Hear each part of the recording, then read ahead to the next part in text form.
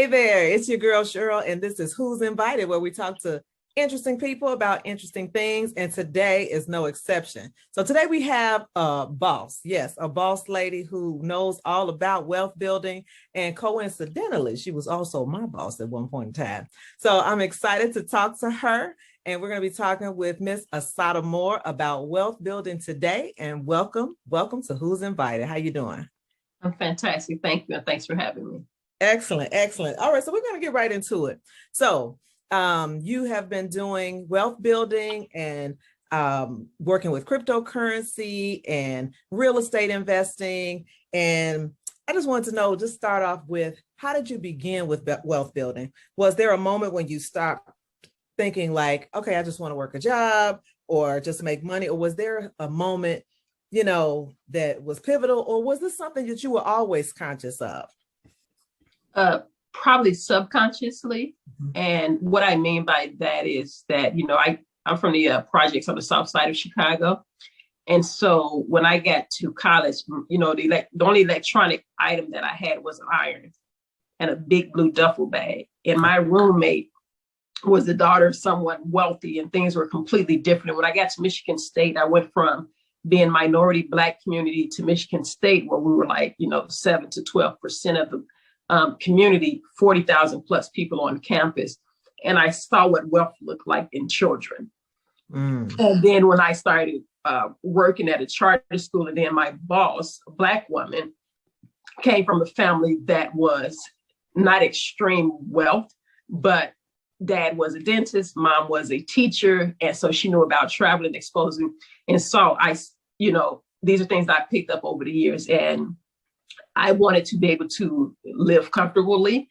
And there were certain, I hate to say this, but there were certain values and behaviors that were attached to people that had money versus what I had seen growing up. And it can be simple stuff, Cheryl, like if we're going to have a party or a barbecue or even a funeral in our communities, we're going to be fighting over who was supposed to bring the ice. Yes. Yes. Right. That's an argument that you don't have. Else everyone shows up what they're supposed to have. When someone died in my family, we were trying to pitch in and figure out who was going to pay for the funeral. Mm-hmm. When someone died in I call her my other mom's family, the next day they were getting up, going to an attorney's office to divvy up and determine what the will said. Right. Things we saw in movies. Right. Exactly. Exactly. And so that was what I wanted. And so it was in 2014 that I started studying real estate. Not 2014, 2004. I started studying real estate. And in 2005, I bought my first investment property. Okay. So that was what you call your first money move? First money move. Yes. Okay. Actually, before that, I was investing in stocks at about 20 years old. So a few years before that, I opened up a E-Trade account. I still have that account 20 plus years later, but I opened up an E-Trade account and started investing in stocks. So started reading, studying, started with stocks first, then real estate, and just kind of worked my way through. Gotcha. Okay. So now for some people, they'll say, okay, well, it comes naturally for you because you're an engineer, you're a mathematician and things like that. So what do you say to people who maybe don't have that as a sort of a natural skill set? Like, how can they sort of get started? What would be your biggest tips for them? That's a great question.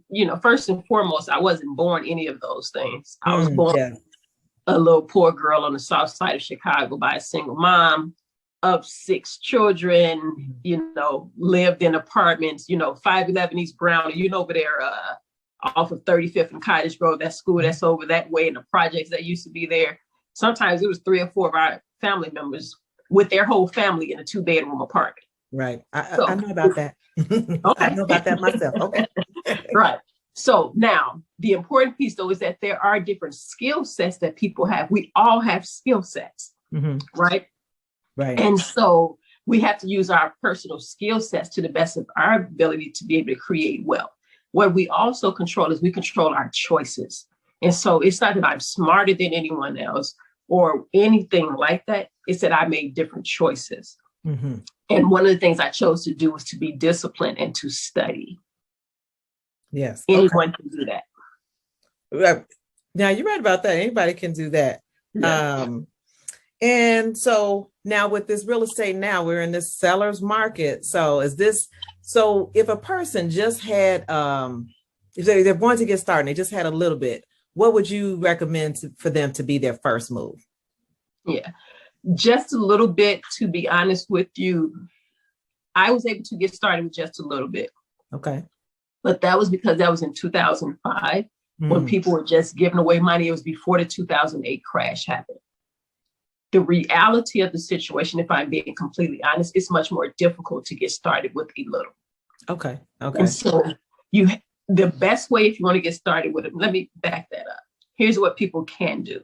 Okay. They can let's also clarify what we mean by a little. So would you say a little is $100, $1,000, $10,000? A little for me is when people are saying that if they want to start doing fix and flips and they have about $10,000 or $15,000. Okay. Okay. That's actually a little to do that. But here's what they can do instead. They can buy up to 4 units using an FHA loan where they only have to put down 1% to 3%. Live in one of the units, rent the other 3 units out. That is the best way to get started. It's hard to get started to do a fix and flip with a little money. So when people are wanting to do what I'm doing now, they have to understand that I did not start where I'm at. Okay. I started with a 4-unit FHA loan where you have to put down very little. That they still have the opportunity to do.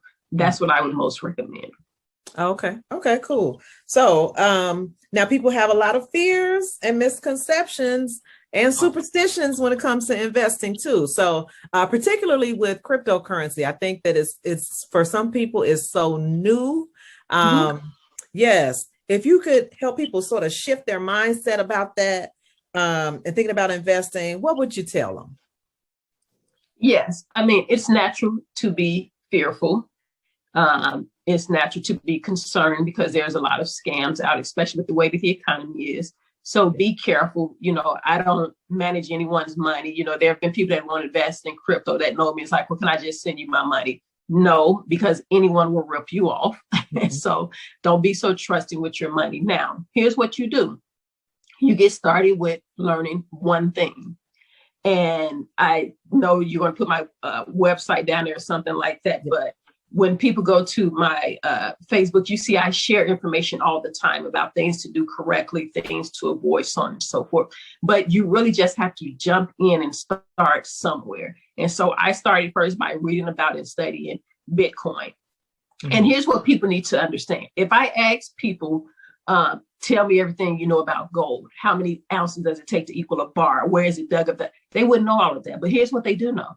They know that if they have a bar of gold, that they have something that's worth a lot of money. That's the gist of what you need to know. If you have Bitcoin, you have something that is a store of value. It's called digital gold, that if you hold on to it, it would be worth a lot of money. That's the main thing you need to know. Okay. So they may not know everything, but they can start with. And like gold, you can have a small piece of gold. Okay. And you can have a small piece of Bitcoin. You don't have to buy the whole Bitcoin that's traded at about $60,000. You can buy $5 worth, $10 worth, what have you. Okay. And just watch it and learn it that way. So use your little bit to kind of learn how it goes. Right. Okay. Okay. Well, that makes sense. And so, so I think you touched on it already, but I wanted to talk about how people can avoid scams. And I think you touched on it a little bit, which is you got to sort of, get in there yourself and not necessarily use someone else's expertise per se. You can learn from them, but you can take class. Be very careful. Here's the biggest thing is that, when we want to try to get something quick and for free. Right. So I'll tell people how I got caught up in the scam when I first got started with Bitcoin, right? Okay. And so I'm up late studying this up. It's like 3:00 in the morning. I should have been asleep, right? I get on Twitter, can barely see everything. I get on Twitter and Elon Musk is doing a Bitcoin giveaway. However much you send in, he'll send it back, right? So I do that. I think I sent in 0.2 Bitcoin at the time. At the time, it was probably about a couple of $1,000s. Right now, 0.2 Bitcoin is about $12,000. So if I still had that 0.2, but anyway, I sent it in thinking the next one I'm gonna wake up to my 0.2 doubled and I'll have 0.4. It was a scam. It was a fake Elon Musk thing. So here's the thing is why would someone give me free money? Right. Right. And so, and these people that we're trusting, they're saying they're going to make a millionaire. The last I checked, the percentage of millionaires in this country is very low. So all these people that are on Facebook or Facebook, as we call it, they're not millionaires. Fake book. Right. I do not have, Cheryl, $1 million cash sitting in my account. Having a net worth of $1 million is not the same thing as having liquid $1 million. And so people need to understand that these people that there's one person that's on social media and he's claiming all this stuff. And I reached out to him to do some stuff. And I know that he's living with his grandmother, does not have a car, and he's racking it up with people. Wow. So we have to be very careful. Yeah, just using a little bit of common sense. Nobody's trying to give you anything for free. Okay, that makes sense. Yes. But definitely people are saying, invest in this, we'll double your money and things like that. I guess maybe just watch those things, see it, give it some time, keep some eyes on it before you actually invest. Don't rush into anything really quickly. But they make it seem like if you don't do it now, you're going to miss out. That's, also that sort of high pressure sale that you get with some people talking about different kinds of investment vehicles. Yeah. And they've been doing that with real estate for years. Yeah. Now, that's time to invest in real estate. It's always a good time to invest in real estate. Now, here's what I will be clear on. When Bitcoin first started trading, you can get 4 for $1. Now it's 60,000 a piece. So to have those type of substantial gains like that, yes, you run out of time for that. But can you still make gains? Yes. I predict that Bitcoin is going to get to a minimum of 100,000 this year. On the high end, 300,000. Oh, wow. Okay. So you can still 5x or 6x your money. So if you put in 1,000, that could possibly turn to 5,000 to 6,000 before the year's over with. But here's the other thing. There are other cryptocurrencies like Ethereum, like Cardano, like Polkadot that you can invest in, and you can probably 10x your money. So for each 1,000 that you invest, that can potentially turn into 10,000. So again, man, and I'm gonna give people the website here where I'm speaking about it because it's the entrevest.com, entre like entrepreneur, vest like investor, THEENTREVEST, the entrevest.com. I have a book there to get them started with their mindset because mindset is important. It'll be linked below. Don't worry. Yeah.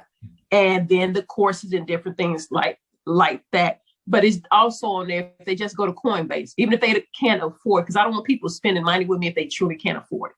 Right. And if you truly can't afford a $20 book, you can just go to Coinbase and get started on your own with the link I have there. Okay. So I have things from free up to the courses that they can pay for. Okay. All right. So something for everybody. So definitely a way that people can learn about this and get started.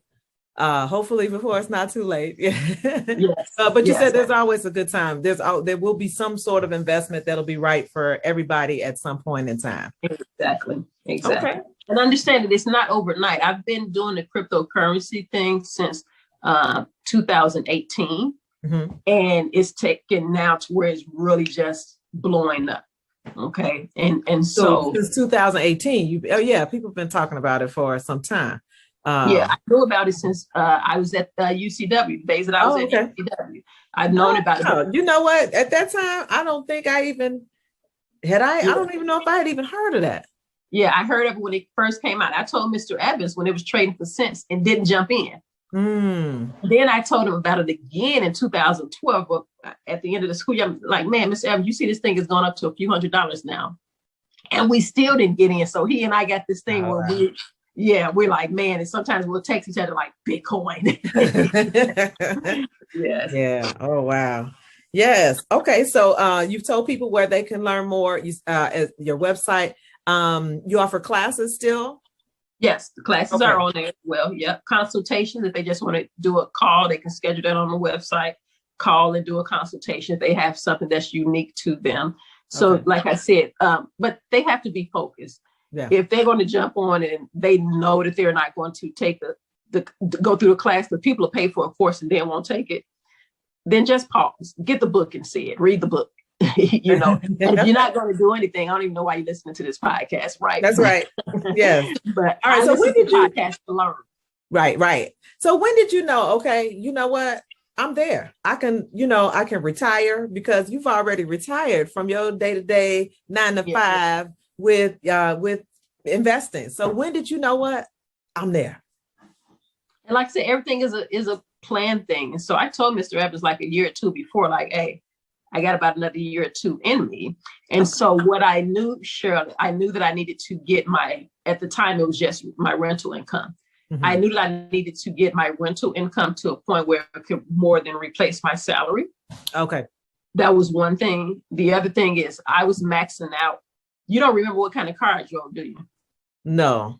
Because it was insignificant. You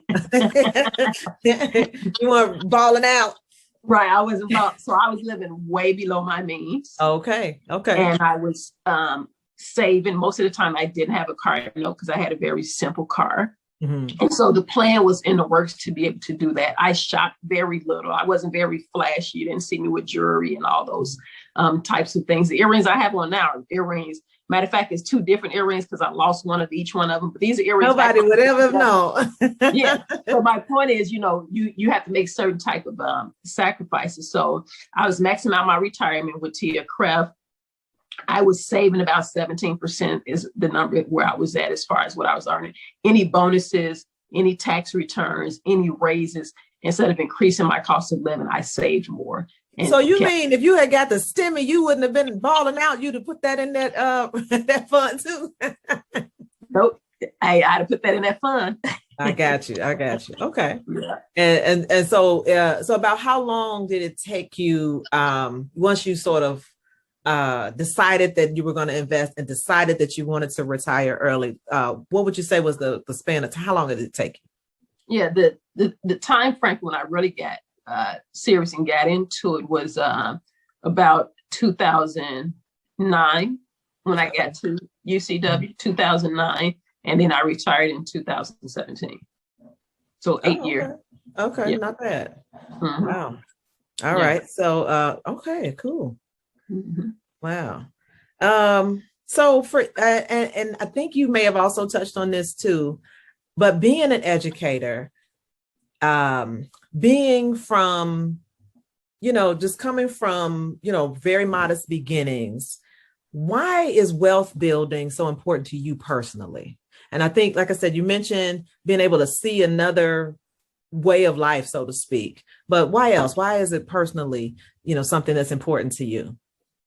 Man, you're in education and you know what it looks like for our children. Absolutely. And so many, and our children are substantially behind. In Chicago, the number of Black male doctors, that number is decreasing. Mm-hmm. In Baltimore, I think 0% is the number of their students that are on track mathematically. In California, it's something like 73% of their students are off track, Black students.